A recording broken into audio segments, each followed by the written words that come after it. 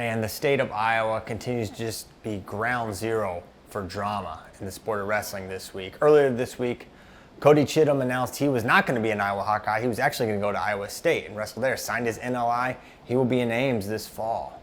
We thought that was going to be the big news, that little flip from Cody Chittum.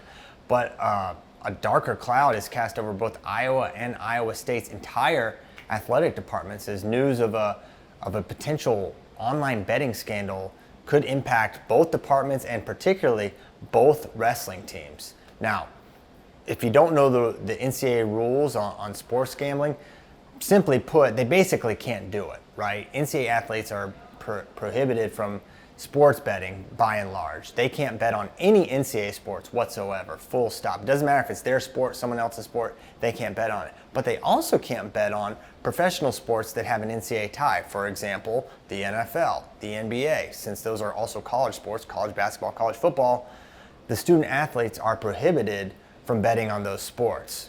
So an example from last year was this football player from Virginia Tech named Aaron Tisdale. He's going through the whole thing, and what I'll talk about a little bit is just how aware the student athletes are of this rule and the steps that these universities go to make sure they follow the rules. But before we get into that, we'll talk about Aaron, who was in the middle of learning about the rules for sports betting, and he kind of self-reports to his coach, hey coach, I kind of won $41 on the Warriors this summer in the playoffs.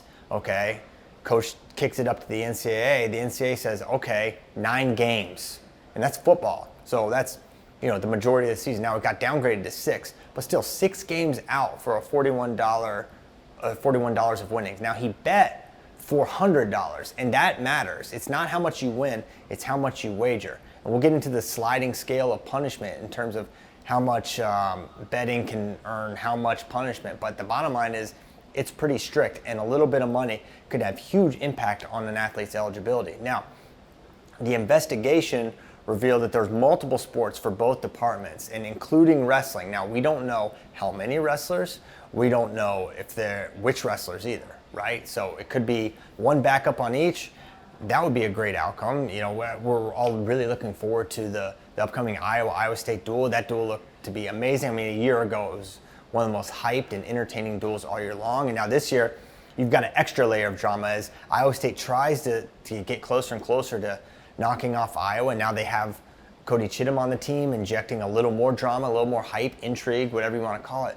But now a shadow kind of casts over that duel because who's going to be available? We don't know. It could impact the duel none, but it could have significant impact. And we're seeing it already impact playing time for various student athletes. The University of Iowa has had to sit several members of their baseball team, including one of their stud players, and they're in the middle of a playoff run. They have to sit this guy because of this gambling issue. Now, you may be wondering, well, how aware are the student athletes of this rule? How much is it drilled into them? And I talked to multiple coaches who all say there is no ambiguity about it. There is no scenario where these student athletes aren't made painfully aware what they can and can't do and how to just fully avoid sports betting because it could absolutely jeopardize their eligibility. So this is not going to be, it's either a combination of ignorance because they weren't paying attention. It's not going to be because these schools and coaches, et cetera, haven't drilled it into their heads. So there's no reason the student athletes complete any level of ignorance. They're made aware. And especially in a state like Iowa, which has legal sports betting, which is not the case in every sport. You can't do it here in Texas, I don't think.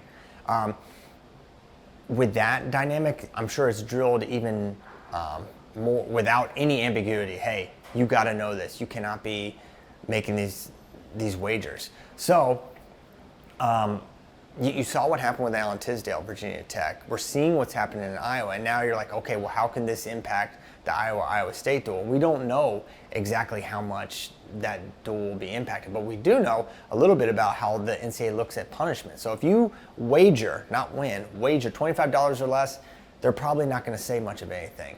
And then it goes on a sliding scale up, 10%, 30%, 50%. If you bet between $300 and $500, that's 50% of the season. So we're talking about November through, January-ish as far as wrestling is concerned. And if you bet $500 or more, you could be out the entire season. Your entire NCAA eligibility could be in jeopardy. Now, if I had to guess, This is not going to involve any sort of sports betting on their athletes betting on their teams or against their teams or anything like that. If I had to guess, these are college kids betting on NFL or NBA games like every other college kid does. And you can say, hey, this is stupid. Why can't college kids bet on sports, right? And that's a different argument. The reality is this is the rule. The NCAA has these rules. They don't want even the illusion that kids are, especially NCAA athletes, are betting on sports. So they don't want it involved at all. And now we just have to kind of hold our breath, wait and see which wrestlers are implicated. Because there's no doubt there are wrestlers on both teams that are involved with this gambling scandal.